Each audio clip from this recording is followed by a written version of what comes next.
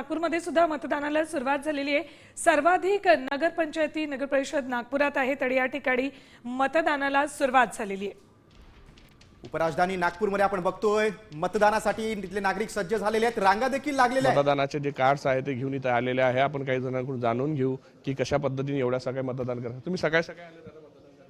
हो, काय नेमकं मला स्टार्टिंगपासून एक आदत आहे की सकाळी जाऊन लवकर मतदान करावं आणि आपले जे जागृत नेता आहेत त्यांना समोर आणावं, कारण आपलं नगरचा विकास होणे खूप महत्त्वाची गोष्ट आहे। म्हणून आपला जो हक्क आहे तो आपण बाजूला पाहिजे। नगराचा विकास झाला पाहिजे, काय सांगाल तुम्ही मतदान करण्यासाठी सकाळी ते याचा विकास झाला पाहिजे, तेच त्याच्यासाठी आपलं कर्तव्य पाहिजे।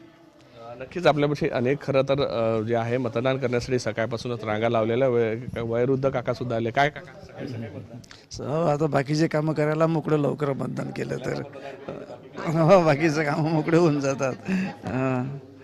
नक्कीच आपण पाहू शकतो खरं तर पहिल्याच टप्प्यामध्ये मतदान करण्याचा अनेकांचा हा जो आहे तो हक्क असतो आणि वयोवृद्ध लोक सुद्धा आलेले आहे। आपण पाहू शकतो ही आजी सुद्धा आलेली आहे आणि ते रांग जरी असली तरी त्यांना पहिले प्राधान्य देण्यात आलेलं आहे आणि आतमध्ये मतदान करण्याचा हक्क बजावण्यासाठी खरं तर आले। कोण नगराध्यक्ष होणार, कोण नगरसेवक होणार ही निवडण्याची खरं तर आज मतदारांच्या एका मताची ताकद जी आहे ती सगळ्यांना कळणार आहे आणि आपला मतदानाचा हक्क बजावता यावा, आपल्या भागाचा विकास व्हावा हा सगळा उद्देश ठेवून जे आहे सकाळपासूनच मतदान केंद्रावर जे आहे मतदारांनी आपली गर्दी केल्याचं दृश्यांमध्ये पाहायला मिळत आहे। व्हिडिओ जर्नलिस्ट सौरभ बोलेसह पराग डोबळे, साम टीव्ही न्यूज, बेसा पिंपळा, नागपूर।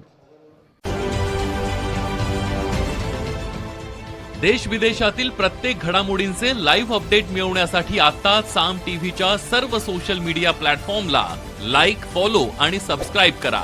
तसंच सर्व नोटिफिकेशनसाठी बेल आयकॉन प्रेस करायला विसरू नका।